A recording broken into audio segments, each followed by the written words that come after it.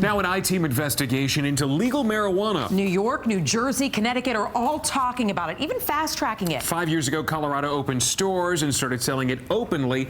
But what is the real price of pot? The I-team Sarah Wallace spent almost a week in the state to get an idea of what it could mean for us. From SWAT raids targeting black market weed to private smoking clubs to the issue of driving while high, she saw it all. Well, Natalie and Stefan, the fact is pot is more polarizing now in the Rocky Mountain state than ever before.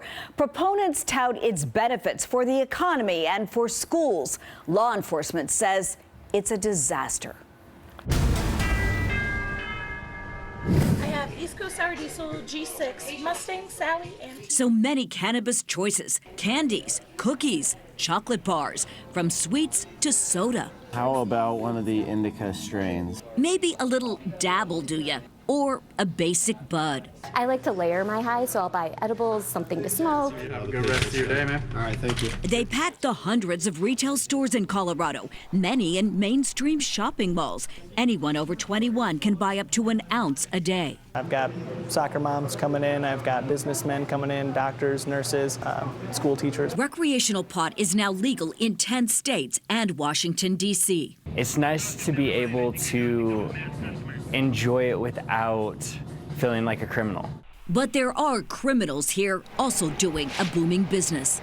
This is all black market marijuana from the last few weeks. We were granted rare access to the AURORA Police Department's elite marijuana enforcement team. We're going to execute a state search warrant today. Here at a tactical operation meeting with SWAT officers planning a raid. We'll have you guys set up on the house. Targeting an illegal grow house in an upscale housing development not far from those legal shops. AURORA Police, search warrant!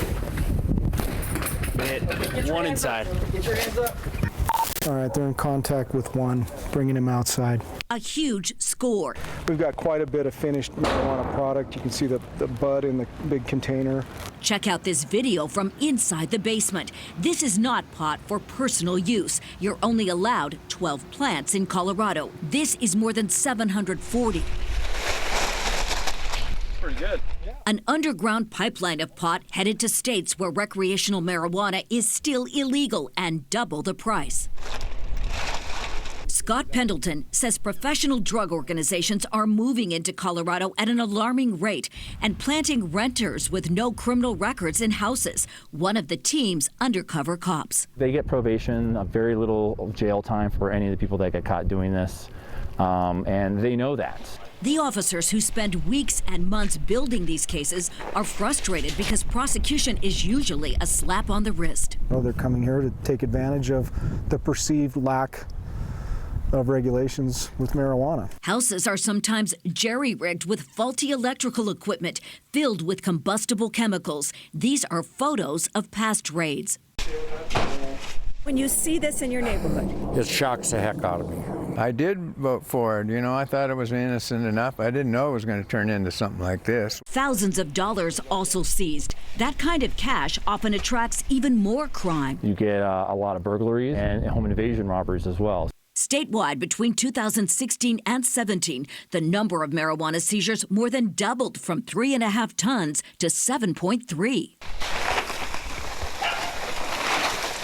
Proponents who are legitimate and licensed say there's a simple solution to the black market problem. The only reason there's a black market is because there's prohibition. If every state legalized cannabis, there would not be a black market. Andy Williams runs Medicine Man, one of the most successful cultivation companies in Colorado, with a chain of retail stores. has it worked here? It's absolutely worked here. We've had nearly $750 million added to the taxes of Colorado since it's been legal. The cannabis industry has created over 20,000 direct jobs and probably twice as many indirect jobs.